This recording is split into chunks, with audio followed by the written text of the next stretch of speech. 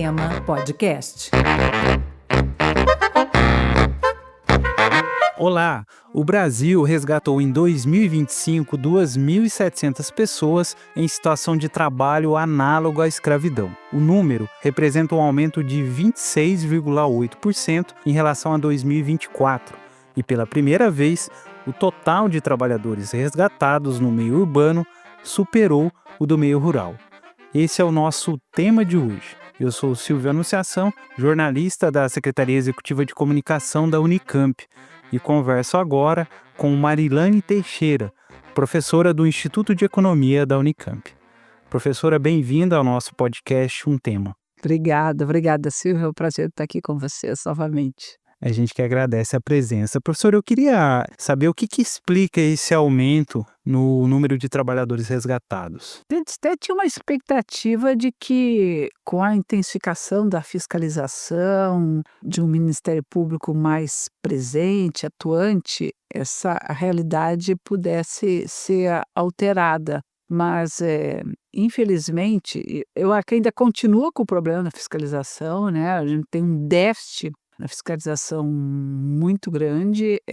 Os novos auditores fiscais que foram aprovados no concurso de 2024, na verdade, assumiram só no final do ano passado, mais ou menos 1.000 novos auditores, né? O que ainda é pouco para um país como o nosso, né? Com mais de 5.000 municípios. Então, uma boa parte dos municípios não tem auditor nenhum. Então, eu acho que isso dá uma sensação de impunidade, né? E tem um outro aspecto que aí é uma reflexão aqui, né? Entre a gente, de que nos últimos anos nós tivemos a aprovação da lei da terceirização, 2017. Ela regulamentou, então, a prática da terceirização para todas as atividades afins. Isso provocou, né, não que isso já não estivesse acontecendo, mas acho que estimulou que boa parte dos grandes setores econômicos, tomadores de serviço, dependendo da natureza da atividade econômica, contratam por empreitada, por hora certa, tempo determinado.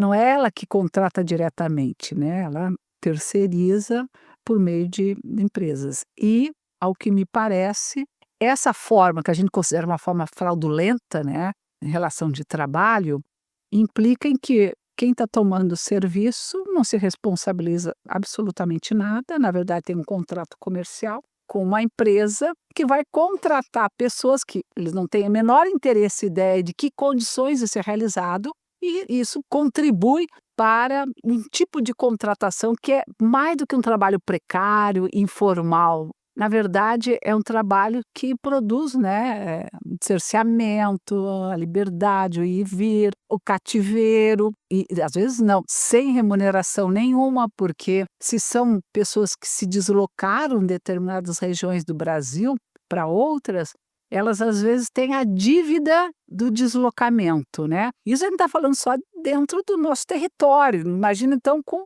os fluxos migratórios, né? Nós tivemos durante um bom tempo denúncias, né, recorrentes de trabalhadores bolivianos, por exemplo, na cidade de São Paulo, no setor de costura, e que eram confinados porque tinham que permanecer, né, à disposição para pagar as dívidas, né?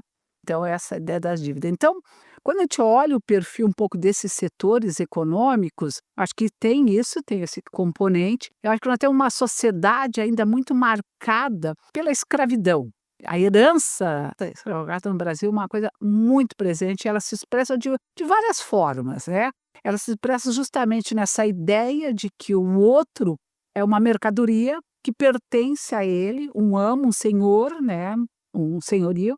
E isso aparece no trabalho doméstico, né, com muita evidência, as denúncias, né, mais escandalosas envolvendo o trabalho análogo do escravo. Nos últimos anos, mulheres trabalhadoras negras que estavam lá, vivendo na residência há 40, 50, 60 anos, não conheciam outras experiências de vida.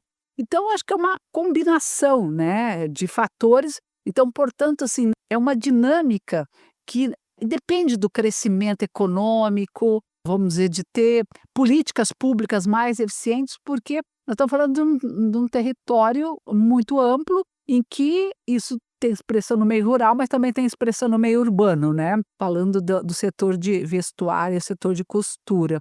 Me parece que o caminho, né, para enfrentar isso, primeiro, claro, intensificar a fiscalização, não fazer vistas grossas com empresas, mesmo grandes empresas, porque é fácil para elas se desresponsabilizar dizendo que não, o problema foi a empresa prestadora de serviço que contratou e, portanto, não tem nenhuma responsabilidade. Não, ela é responsável solidariamente por todas as práticas da empresa, tanto que nas denúncias, quando caracteriza os setores econômicos, você vai justamente na atividade econômica em que o trabalhador e a trabalhadora foram resgatados, né? Então, por exemplo, na agricultura, na produção de fumo, ou na coleta da uva, ou na indústria de minério, não é na prestação de serviço, é naquela atividade econômica, né? Acho que a gente tem um caminho ainda longo, né, para trilhar. E a gente precisa de, vamos dizer, de uma sociedade mais atuante também, vigilante em relação a isso, e iniciativas mais concretas. Mas eu acho que a iniciativa mais eficaz é a punição, principalmente a divulgação da lista das empresas que praticam esse tipo de forma de contrato de trabalho, né? Uhum. A lista suja, né, professora? Exatamente, a lista suja, é isso mesmo. Nesses dados que nós mencionamos, a gente teve também um dado que mostra um aumento no número de denúncias, né, professora? Uhum. Então, assim, acho que a sociedade está um pouco mais atenta com relação a isso. Isso. Acho que tem um movimento, né, de conscientização e de observar o que nós constatamos, por exemplo, quando eu participei de um determinado momento de o resgate, né, de trabalhadores em denúncias, né, de trabalho análogo na cidade de São Paulo, em vários segmentos, mas principalmente na indústria da costura. Vamos dizer, a gente chegava ao local justamente por denúncias ou das próprias pessoas, né, mas do entorno, né, da comunidade. Percebia uma movimentação que era atípica, né, que não poderia caracterizar como uma relação de trabalho da forma tradicional como a gente conhece, sim. Muito bom, professora. Eu queria entrar num outro subtema dessa área, Uhum, que é em relação aos setores, né? A senhora uhum, mencionou aí, né? Mas a gente sim. levantou algumas informações. Em 2025, os setores com maior número de trabalhadores resgatados foram obras de alvenaria, 601 resgatados, administração pública em geral, 304, construção de edifícios, 186, cultivo de café, 184, extração e beneficiamento de pedras e outros materiais para a construção, com 126. Nós temos aí, né, professor, o setor da construção civil liderando. Mas essa questão do trabalho escravo contemporâneo, ele não está restrito a uma atividade específica. Claro, claro que não, exatamente. Ela tende a estar mais presente nos setores, vamos dizer, de baixa produtividade, que tradicionalmente contrata mão de obra com baixa escolaridade, que não exige nenhum processo de qualificação, capacitação, aonde tu tem uma mão de obra que flui, muitas vezes está em deslocamento, né? De uma região para outra, de um estado para outro, em busca de trabalho. Então, no caso da construção civil, isso é muito comum, mas no trabalho agrícola, nesses setores de beneficiamento, alguns casos provavelmente vão se caracterizar como empresas que prestam serviço para outras empresas. No caso aí da administração pública, provavelmente é isso. É um número muito grande, então a administração pública, vou dizer, o Estado não pode, né, o governo uma instituição, né, pública, manter pessoas confinadas em condição de escravidão. Mas o que ela faz? Principalmente nas prefeituras, né, você contrata empresas para prestar serviços em determinadas áreas e essas empresas subcontratam, né, pessoas, muitas vezes em condições de total informalidade, precariedade e também em condições análogas ao de escravo. Como o serviço público, né, o Estado ele tem, vamos dizer, limitações do ponto de vista da fiscalização, ele deveria, por lei, fiscalizar esses contratos. Então, por exemplo, se uma empresa presta serviços para um município, ele tem que prestar contas mensais, né, de quantas pessoas estão contratadas, recolhe o fundo de garantia, paga o INSS, essa coisa toda. Mas isso não acontece, então, e isso não impede os repasses mensais, né, para determinado tipo de prestação de serviço. Então, isso implica que essa empresa, por exemplo, pode manter esse tipo de relação de trabalho. Por isso que eu chamo a atenção esse dado que você levanta, né, de mais de 300 pessoas que foram resgatadas nessas condições no ano de 2025. Isso provavelmente pode estar na agricultura, pode estar numa obra da construção civil, pode estar num serviço, por exemplo, de limpeza urbana. Assim, você pode, provavelmente, se ele for pesquisar, vai ter em diferentes áreas. Agora é isso, ela percorre qualquer setor econômico. É claro que alguns é muito mais difícil, né? Manter uma pessoa numa condição de confinamento ou trabalho análogo de escravo num grande comércio de serviços, isso é mais difícil de se manter. Agora, no serviço doméstico, na atividade agrícola, né, na extração mineral, claro que isso você mantém, vamos dizer, escondida, né, do olhar da própria sociedade e de outros trabalhadores também, né. Só para a gente esclarecer Aham, aqui, professora, aham. esses dados estão de acordo com a Classificação Nacional de Atividades Econômicas, Isso. a SINAI, né? Aham. Então, às vezes, esse termo administração pública, ele é um termo guarda-chuva, né? Isso, É isso. exatamente, exatamente. Porque a CNAE é a Classificação Nacional de Atividade Econômica, né, então, por exemplo, você precisa agrupar todas as atividades econômicas por setores, né, por segmentos, inclusive até para efeito da receita, enfim, né, de produção de dados. O serviço público, ele agrega uma infinidade de características, né, de serviço, por exemplo, serviço público federal, estadual, municipal, administração direta, administração indireta, então é enormidade. Nós temos em torno de serviço público estatutário, que é óbvio que provavelmente não tem trabalho análogo de escravo. A pessoa até pode dizer o seguinte: eu trabalho como escravo, né? Mas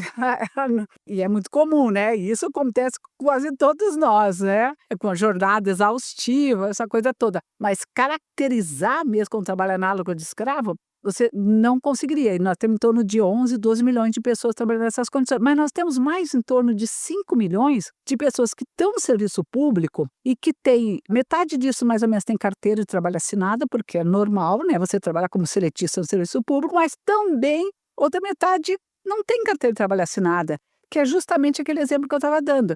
É aquela empresa que ganha uma licitação e contrata o trabalhador para prestar os serviços. Então, é isso, é uma enormidade de coisas e está espalhadas em todos os setores e segmentos que a gente pode imaginar, inclusive na construção civil, na agricultura e etc, né. Agora, professora, uma questão, é uma dúvida mesmo. O que caracteriza esse trabalho análogo à escravidão? Aham, Porque a gente tem aí terceirização, a gente tem precarização, a gente tem trabalho que sem registro em aham, carteira, mesmo o empregador sendo obrigado a sim. registrar. Então eu queria saber qual a Que define, né. caracterização mesmo. Tá.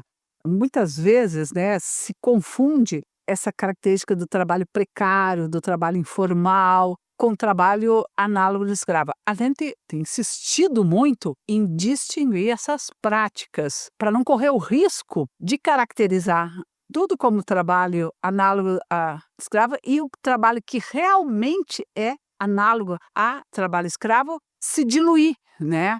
E inclusive isso acaba também do ponto de vista da legislação, né, da punição, ela também corre risco. Você não, você se caracteriza tudo como trabalho escravo, como se essa pessoa recebe um salário mínimo, se ela não tem carteira assinada, ela é trabalho escravo. Não, trabalho escravo é uma relação em que pressupõe que haja uma relação de o confinamento, então a pessoa tem seus direitos, né, de ir e vir cerceados.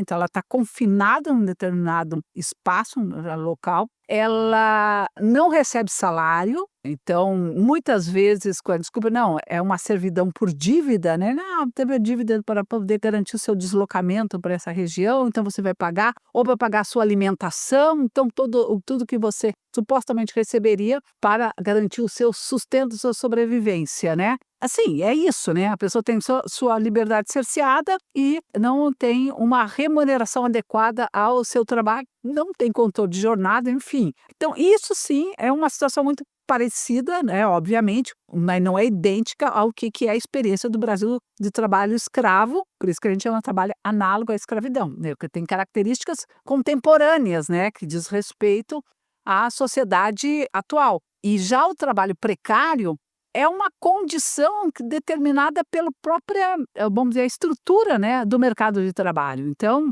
a gente luta para que todas as pessoas tenham direitos, suas garantias, um assalariado da iniciativa privada tenha sua carteira de trabalho assinada, respeitando a jornada de trabalho, respeitando os limites, né, um salário adequado, né, que garanta suas condições de vida e sobrevivência. E a maioria das vezes as pessoas, vamos dizer, a remuneração que as pessoas recebem pelo trabalho, ela não garante os meios necessários para a sua sobrevivência. Ou se dá total informalidade, então não tem 13º, não tem férias, não tem final de semana, não tem controle de jornada. Então isso é um trabalho precário, né? E a gente luta, vamos dizer, os mecanismos, né, de combate a essa forma de trabalho são distintas do trabalho análogo de escravo, porque o trabalho análogo de escravo você precisa punir as empresas, as pessoas precisam receber os seus direitos, né, e conviver. Então nós temos no Brasil experiências muito interessantes do resgate pós-trabalho escravo, né, de como é que as pessoas recomeçam as suas vidas, porque tem pessoas que viveram nessas relações de confinamento, né, por décadas. Então, como é que elas se reinserem novamente na sociedade? Tem experiências muito interessantes na Bahia, que estão sendo conduzidas, né, em conjunto com a Universidade Federal da Bahia, que inclusive esses trabalhadores que foram libertos daquela condição de trabalhar análogo de escravo no setor, lá no Rio Grande do Sul, né, da produção de uva, muitos deles eram do norte e nordeste do Brasil, então eles retornaram para os seus estados, e aí tem um projeto de compra de terra para que as pessoas possam se reinserir por meio da produção agrícola, desenvolvendo algum tipo de atividade de cultivo que esteja associada aos potenciais daquela região. E aí, claro, fixar residência, criar um entorno comunitário. Então, são experiências muito interessantes, porque um dos grandes desafios das pessoas que são resgatadas do trabalho análogo de escravo é justamente a possibilidade de se reinserir na sociedade. Então não adianta só você reconhecer que as pessoas têm direitos, pagar para elas uma indenização e achar que elas vão voltar. Muitas acabam retornando à condição anterior, né? Porque justamente não encontram perspectiva futura. Professor, um dado que chama a atenção também é essa questão do número de trabalhadores resgatados do meio urbano, né, que ultrapassou pela primeira vez agora, no ano passado, em 2025, do meio rural. A senhora tem alguma Que o caso da alguma construção civil, explicação? basicamente, né? Porque assim, entre vamos dizer, o setor que figura, né, em primeiro lugar, justamente no setor da E pode ter uma construção. relação com a terceirização também, né? Claro que sim, total, porque a maior parte, digamos que desse setor, ele é totalmente terceirizado, né? Então, alguns anos atrás, construir, por exemplo, um edifício ou uma grande obra pública, por exemplo, você contratava grandes empresas que se encarregavam, né, do processo todo, do começo ao final. Hoje não, hoje está tudo compartimentado, né? Às vezes é uma empresa que opera a gestão e a contratação de outras empresas que atuam pontualmente em determinadas áreas. E aí são pequenas empresas, e aí a gente está falando da construção civil, o setor da construção civil leve, né? Mas também o setor pesado, né? Que é viadutos, pontes, obras, inclusive muitas contratadas pelo setor público, né? E que, exatamente, e justamente pela localização, por exemplo, abertura de estrada, como é que você fiscaliza um trabalho, né? As características do trabalho numa obra de abertura de uma grande rodovia, de uma grande estrada, numa determinada localidade distante, né, às vezes, dos centros Que o trabalhador urbanos. tem que ficar ali isolado, né, por um longo Exatamente. período de tempo, né, professor? Exatamente, exatamente. Que condições esse trabalho está sendo realizado? Onde é que você cria mecanismos para poder fiscalizar isso e atuar? Então, eu acho que está muito associado à presença de grandes obras e não esqueçando que a gente está vivendo um boom aí da construção civil, né? Tem obras da construção civil em toda parte, né? É impressionante. Qualquer lugar que você vai, você tem grandes obras. É claro que nos centros urbanos não é fácil, né? Mas você pode manter. Eu vou te dar um exemplo. Nós estávamos comentando antes, né, de começar essa conversa. Quando eu participei dessa operação de resgate na cidade de São Paulo, junto com o Ministério Público, a Polícia Federal e o Ministério do Trabalho, um dos locais onde tinha denúncia de trabalho análise grave era justamente um posto de gasolina. As condições em que a pessoa, era uma pessoa já com uma idade avançada, morava no local, que era um lugar horroroso, assim, que era inviável para qualquer ser humano, não dava nem para entrar, imagina viver lá dentro. E era uma pessoa meio assim, que cuidava do posto, à noite era para vigiar, não recebia remuneração nenhuma. Então, imagina quantas situações no espaço urbano pode se encontrar, a exemplo deste caso aí do posto de gasolina. Em relação ao perfil, né, dos trabalhadores resgatados, a gente tem algumas informações aqui também. Eles têm idade na faixa etária de 30 a 39 anos, são homens em sua maioria, com baixa escolaridade. 83% se autodeclaram negros, ou seja, a gente tem uma questão social muito importante aí, né, professora? Claro, claro, sem dúvida. Essa é a característica, quer dizer, você tem uma parcela da sociedade hoje que está excluída, que é o que a gente chama de força de trabalho dobrante, né? Ou que não consegue, não é porque não tem potencial, é porque o nosso mercado de trabalho está estruturado de tal maneira que ele não consegue absorver a maioria absoluta das pessoas que precisam trabalhar. E claro, tem a ver com o mercado de trabalho, mas tem a ver com a formação econômica e social brasileira, né? Quer dizer, com a estrutura produtiva. Ela não gera empregos suficientes para todo mundo que precisa trabalhar. Então você tem um excedente estrutural de força de trabalho, é histórico no Brasil, e esse excedente estrutural, ou se você for olhar, onde é que estão os maiores níveis de desemprego, subutilização da força de trabalho, subocupação? Entre mulheres e entre pessoas negras, né? E no caso das mulheres, vai para onde? Vai para o trabalho doméstico, os homens vão para a construção civil. Então, esse perfil, né, tem muito a ver, provavelmente, muitas vezes são homens sozinhos, que, evidentemente, para viver numa condição de trabalho análogo ao escravo, praticamente você não tem teu entorno, né, um núcleo familiar, a menos que tu tenha se deslocado para outro estado em busca de trabalho, porque era muito comum no Brasil até os anos 80, os anos 90, principalmente no interior de São Paulo, o deslocamento para o setor canavieiro, né? Então você tinha 50 mil pessoas que vinham do Nordeste brasileiro todo ano para São Paulo para trabalhar nos canaviais, e as condições de trabalho eram péssimas, né? Isso diminuiu porque mudou as características, inclusive está totalmente mecanizado o setor, não é mais feito corte manual, mas você tem um trabalho manual em muitos setores, né? Principalmente na parte de coleta de frutas e etc, né? E é um perfil, provavelmente, às vezes, que está se deslocando de uma outra região, deixou a família para tentar a sorte grande, né, nos outros locais, e que apresenta essa característica, e marcadamente, sem dúvida nenhuma, são homens negros, né? Professor, eu queria abordar essa questão do mercado de trabalho, né, sobretudo no Brasil, né? Muitos estudiosos vêm falando aí numa crise do trabalho, né, num mercado de trabalho fragilizado e desestruturado, né? A senhora acha que, por exemplo, esses questionamentos da jornada 6x1, essa questão da pejotização, aumento da terceirização, isso é um pouco revelador desse mercado de trabalho, dessa crise que a gente está passando? Se bem que o nosso mercado de trabalho sempre foi muito desestruturado, né? A formação, né, econômica e social brasileira, ela se deu com um processo de exclusão de uma boa parte da força de trabalho. Ela nunca foi capaz de absorver, tá, em nenhum momento, mesmo nos momentos de maior crescimento econômico, dinamismo lá dos anos 70, ela foi capaz de absorver integralmente todas as pessoas que precisavam de trabalho. Ela absorve uma parcela no assalariamento com carteira, com direitos, na grande indústria, serviço público que estava crescendo, mas uma franja em torno que era o trabalho informal, o trabalho por conta própria. E é uma sociedade também, vamos dizer, marcadamente com muita concentração de renda.